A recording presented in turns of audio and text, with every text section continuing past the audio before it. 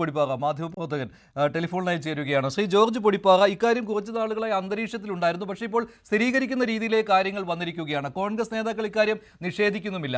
ഇന്നലെ കുറുപ്പിന്റെ ലേഖനം മാതൃഭൂമിയിൽ വന്നതോടുകൂടി കുറുപ്പ് CPM-ഉമായി ഏതാണ്ട് അകന്നു കഴിഞ്ഞു എന്ന കാര്യം വ്യക്തമാണല്ലോ. അതിനു മുൻപും അങ്ങനെ തന്നെയായിരുന്നു. അദ്ദേഹത്തിന്റെ ഒരു തുറന്നു പറച്ചിൽ ഈ കഴിഞ്ഞ ജനുവരിയിലും ഉണ്ടായതാണ്. അദ്ദേഹം ഇപ്പോൾ പാർട്ടിയുടെ നേതൃനിരയിലേ ഇല്ലാത്ത ഒരു നേതാവാണ്. പക്ഷേ ഒരു സൗമ്യ സാന്നിധ്യം എന്ന രീതിയിൽ സുരേഷ് കുറുപ്പ് പൊതുമണ്ഡലത്തിൽ ഉണ്ട്. അദ്ദേഹം ജനകീയനാണ്. 2 തവണ ഏറ്റുമാനൂരിൽ നിന്ന് തെരഞ്ഞെടുക്കപ്പെട്ടയാളാണ്. ലോക്സഭയിൽ അദ്ദേഹം കോട്ടയത്ത് തിളങ്ങുന്ന വിജയം കാഴ്ചവെച്ചതാണ് LDF-ന് വേണ്ടി. പക്ഷേ ഇപ്പോൾ ഈ ഒരു ചർച്ചയുണ്ടല്ലോ, കോൺഗ്രസ് കുറുപ്പിനെ ആഗ്രഹിക്കുന്നു ഏറ്റുമാനിൽ സ്വതന്ത്രനായിട്ട്. ഇത് ഒരു നല്ല ചോയ്സ് ആണല്ലോ കോൺഗ്രസിനുള്ളത്. അതിലൊരു തടസ്സം കാണുന്നുണ്ടോ ഏതെങ്കിലും രീതിയിൽ UDF-ൽ? തടസ്സം എനിക്ക് തോന്നുന്നു UDF-ൽ കോൺഗ്രസോ അല്ലെങ്കിൽ മറ്റ് ഘടകകക്ഷികളോ ആരും അതിനെ എതിർക്കാൻ സാധ്യതയില്ല. എന്തെങ്കിലും തടസ്സമുണ്ടെങ്കിൽ സുരേഷ് കുറുപ്പിന്റെ ചില ബന്ധങ്ങൾ ഉണ്ടല്ലോ, പാർട്ടിയായിട്ടുള്ള ഇത്രയും ദീർഘനാളത്തെ ഒരു ബന്ധം. അദ്ദേഹത്തെ പോലെ ഒരാൾ ഒരു സുപ്രഭാതത്തിൽ പാർട്ടി വിട്ട് എതിർപാളയത്തിലേക്ക് പോകും എന്ന് കരുതാൻ, അദ്ദേഹത്തിന്റെ ഒരു വ്യക്തിത്വത്തെ അറിയുന്ന നമുക്ക് അത് ഇത്തിരി ബുദ്ധിമുട്ടാണെന്ന് തോന്നുന്നു എന്നുള്ളത് ഒഴിച്ചാൽ, സത്യത്തിൽ സുരേഷ് കുറുപ്പ് വരാൻ തയ്യാറായാൽ UDF-ന് കിട്ടുന്ന വലിയൊരു പ്രൈസ്ഡ് ക്യാച്ച് എന്നൊക്കെ നമ്മൾ പറയില്ല, ആ തരത്തിലുള്ള വലിയൊരു നേട്ടമാണ്. മാത്രമല്ല, അദ്ദേഹത്തെ പോലെ ഒരാളെ ഏറ്റുമാനൂരിൽ നിർത്തിയാൽ തീർച്ചയായിട്ടും VN വാസവൻ നിന്നാൽ പോലും സുരേഷ് കുറുപ്പ് നല്ലൊരു വോട്ട് ക്യാച്ചറാണ്. അദ്ദേഹത്തെ എല്ലാവർക്കും താല്പര്യമാണ്. അദ്ദേഹത്തിന്റെ സൗമ്യമായിട്ടുള്ള പെരുമാറ്റം, അതുപോലെ തന്നെ വളരെ എന്താ പറയാ, അദ്ദേഹത്തിന് പൊതുമണ്ഡലത്തിലുള്ളൊരു സ്വീകാര്യത ഒരുപക്ഷെ വലിയൊരു ഘടകമായിരിക്കും. അദ്ദേഹത്തിന് ഏറ്റുമാനൂർ കിട്ടിയാൽ ഏറ്റുമാനൂർ മാത്രമല്ല, അത് കോട്ടയം ജില്ലയിൽ മൊത്തത്തിൽ UDF-ന്റെ പ്രോസ്പെക്ട്സ് വർദ്ധിപ്പിക്കുമെന്നാണ് ഞാൻ വിചാരിക്കുന്നത്. കാരണം അത്രയും തലപ്പൊക്കമുള്ള ഒരു നേതാവാണ്, അത്രയും സ്വീകാര്യതയുള്ള ഒരു നേതാവാണ്. മാത്രമല്ല, ഇപ്പോൾ അദ്ദേഹം LDF-ൽ വലിയ തലവേദന സൃഷ്ടിച്ചുകൊണ്ടാണ് അദ്ദേഹം വരുന്നത്. മാത്രമല്ല, കുറെ കാലമായിട്ട് അദ്ദേഹത്തെ കോട്ടയം ജില്ലയിൽ ഒതുക്കിക്കൊണ്ടിരിക്കുകയായിരുന്നു. VN വാസവൻ അടക്കമുള്ള അവിടുത്തെ LDF നേതാക്കൾക്ക് ഇദ്ദേഹം ഒരു ഭീഷണിയാണെന്നുള്ളത് കൊണ്ട് മാത്രമല്ല, അദ്ദേഹത്തെ എന്തുകൊണ്ടും അദ്ദേഹം സ്വീകാര്യനായിരുന്നില്ല.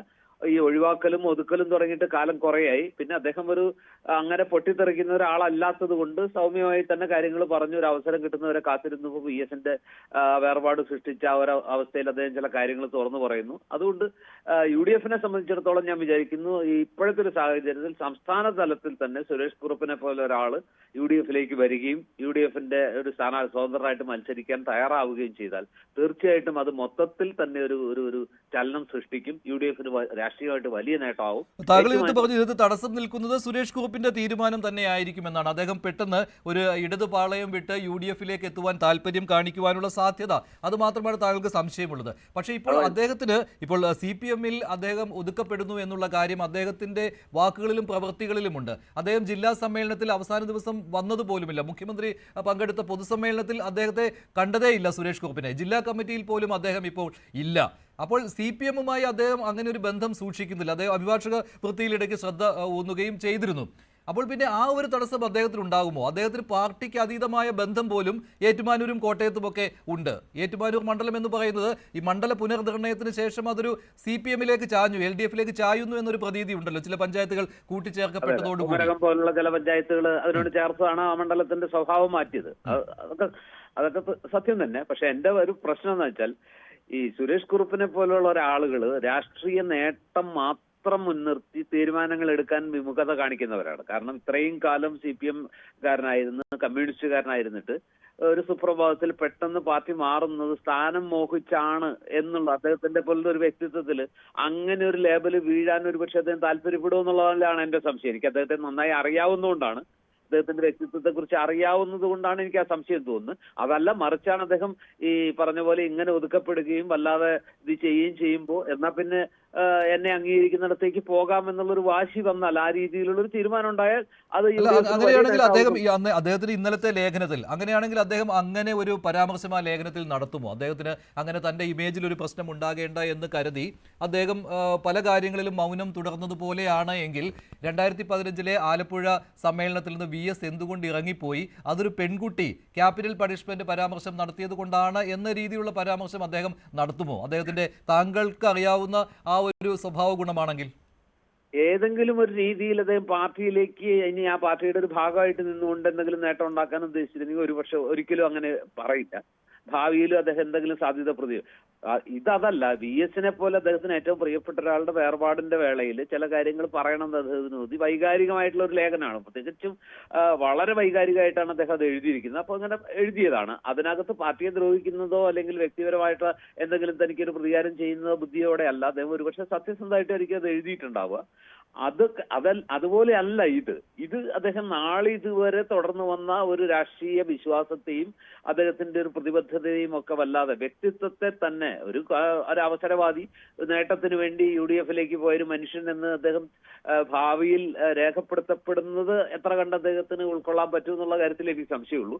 മറിച്ച് അദ്ദേഹം UDF-ലേക്ക് പോകാൻ തീരുമാനിച്ചാൽ അത് അദ്ദേഹത്തിന് ജയിക്കാൻ കഴിയുമെന്നുള്ള വിശ്വാസക്കാരനാണ് ഞാൻ. ആരെതിരായിട്ട് നിന്നാലും ഏറ്റുമാനൂർ പോലുള്ള ഒരു മണ്ഡലത്തിൽ പൊതു സ്വീകാര്യത കൊണ്ട് അദ്ദേഹത്തിന് ജയസാധ്യത വളരെ കൂടുതലാണ്. അത് BN വാസവനാണ് എതിരാളിയെങ്കിൽ പോലും സുരേഷ് കുറുപ്പാണ് നിൽക്കുന്നതെങ്കിൽ അവിടെ വിജയിക്കുന്നു തന്നെയാണ് ഞാൻ കരുതുന്നത്. ശരി, ശ്രീ ജോർജ് പൊടിപ്പാറ, താങ്കളുടെ വിലയിരുത്തൽ പങ്കുവച്ചതിന് ഇപ്പോൾ ശ്രീജിത്ത് തുടരുന്നുണ്ട്. ശ്രീജിത്ത്, ജോർജ് പൊടിപ്പാറ പറഞ്ഞതുപോലെ ആ ഒരു ഒറ്റ ഘടകം കൂടി തടസ്സമാണല്ലോ. കാരണം സുരേഷ് കുറുപ്പ് പെട്ടെന്ന് ഇടതുപാളയം വിട്ട് കോൺഗ്രസിനൊപ്പം UDF സ്വതന്ത്രനായിട്ട് മത്സരിക്കുക എന്ന് പറയുമ്പോൾ അദ്ദേഹത്തെ അറിയുന്ന ആളുകൾക്ക് ആദ്യം അത് വിശ്വസിക്കാൻ ഒരു ബുദ്ധിമുട്ട് തോന്നും. കാരണം അദ്ദേഹത്തിൻ്റെ രാഷ്ട്രീയ പ്രവർത്തനം ആ രീതിയിലാണല്ലോ. സംശുദ്ധമായ രാഷ്ട്രീയ പ്രവർത്തനം അദ്ദേഹത്തിൻ്റെ വേഷത്തിൽ എന്ന പോലെ ഉള്ളതാണല്ലോ. അദ്ദേഹത്തിൻ്റെ വേഷം പോലും അദ്ദേഹം വൃത്തിയും വെടിപ്പുമായിട്ട് എപ്പോഴും നടക്കുന്നതിനെ പോലും പാർട്ടിയിൽ പോലും അദ്ദേഹം ജോലി ചെയ്യുന്നില്ല എന്ന രീതിയിലുള്ള വിമർശനം ഉണ്ടായിരുന്നു. അപ്പോഴും അദ്ദേഹം അതിനെപ്പോലും മൗനത്തോടു കൂടി തന്നെയാണ് നേരിട്ടത്. അദ്ദേഹം ഒരു ദേഷ്യപ്പെട്ടൊരു വർത്തമാനം പറയാറില്ല.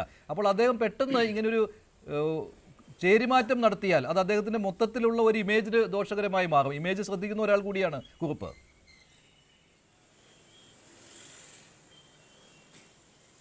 തീർച്ചയായും മഞ്ജുഷ്, ഇതിൽ 2-3 കാര്യങ്ങളുണ്ട്.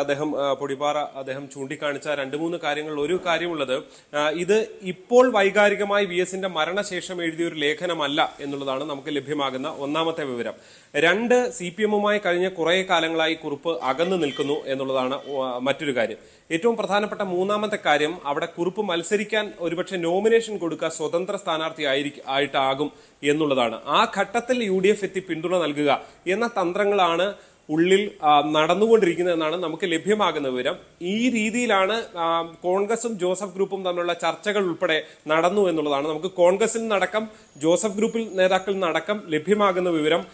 അത് തന്നെയാണ്, വളരെ രഹസ്യാത്മകമായി ഇങ്ങനെ ഒരു ചർച്ച നടക്കുന്നു. ഇതിനോട് ഈ ഘട്ടത്തിൽ കുറുപ്പ് ഒരു നോ പറഞ്ഞിട്ടില്ല എന്നുള്ളത് തന്നെയാണ്. ഇമേജ് തീർച്ചയായും സൂക്ഷിക്കുന്ന നേതാവാണ്. സുരേഷ് കുറുപ്പ് ഇങ്ങനെ ചെയ്യുമോ എന്ന പല സംശയങ്ങളും നമുക്കും, ഞാൻ പറഞ്ഞില്ലേ, ഇന്നലെ ഈ വാർത്ത വന്നപ്പോഴല്ല, ഇതിനു മുൻപ് ലഭിച്ചിരുന്ന ഒരു വിവരമാണ്. പക്ഷേ ഇത്തരം സംശയങ്ങൾ ഉള്ളത് കൊണ്ട് തന്നെയാണ് നമ്മൾ ആ വാർത്ത പ്രസിദ്ധീകരിക്കാതിരുന്നത്. പക്ഷേ ഇന്നലെ അദ്ദേഹം എഴുതിയ ലേഖനത്തിലൂടെ ഒരു കാര്യം ഉറപ്പിച്ച് പറയുന്നുണ്ട്. അത് ഇന്നലെ എഴുതിയ ലേഖനമല്ല, ഞാൻ ചൂണ്ടിക്കാണിച്ച പോലെ നേരത്തെ എഴുതിയ ലേഖനമാണ്. അതിലൂടെ അതൊരു വൈകാരിക സമയത്ത് എഴുതിയതും അല്ല എന്നാണ് നമുക്ക് മനസ്സിലാക്കാൻ സാധിക്കുന്നത്. അതിലൂടെ വ്യക്തമാകുന്നത് കുറുപ്പ് ചില കാര്യങ്ങൾ ലക്ഷ്യമിടുന്നുണ്ട് എന്നുള്ളതാണ്. കുറുപ്പ് ഒരുപക്ഷെ നോവേറ്റാണ് ഈ പാർട്ടിയിൽ നിന്ന് ജില്ലാ കമ്മിറ്റിയിൽ നടക്കം മാറി നിൽക്കുന്നത് എന്നുള്ള ഒരു വിവരം കൂടി അന്ന് തന്നെ പുറത്തു വന്നതാണ്. ഇതെല്ലാം കൂടെ ചേർത്ത് വായിക്കുമ്പോൾ ഒരുപക്ഷെ തെരഞ്ഞെടുപ്പ് പൊതുപ്രവർത്തനം എന്ന നിലയിൽ ഇപ്പോഴും നിൽക്കുന്നുണ്ട്. ഒരു സ്വതന്ത്രനായി മത്സരിക്കുന്നു, അവിടെ UDF പിന്തുണ പ്രഖ്യാപിക്കുന്നു. അങ്ങനെ ഫലത്തിൽ ഒരു UDF സ്വതന്ത്രനായി ഏറ്റുമാനൂരിൽ VN വാസവനെ നേരിടാൻ തന്നെയാണ് സാധ്യത എന്നുള്ളതാണ് നമുക്കിപ്പോൾ ഉറച്ച് പറയാൻ കഴിയുന്നത്. ശരി, CPM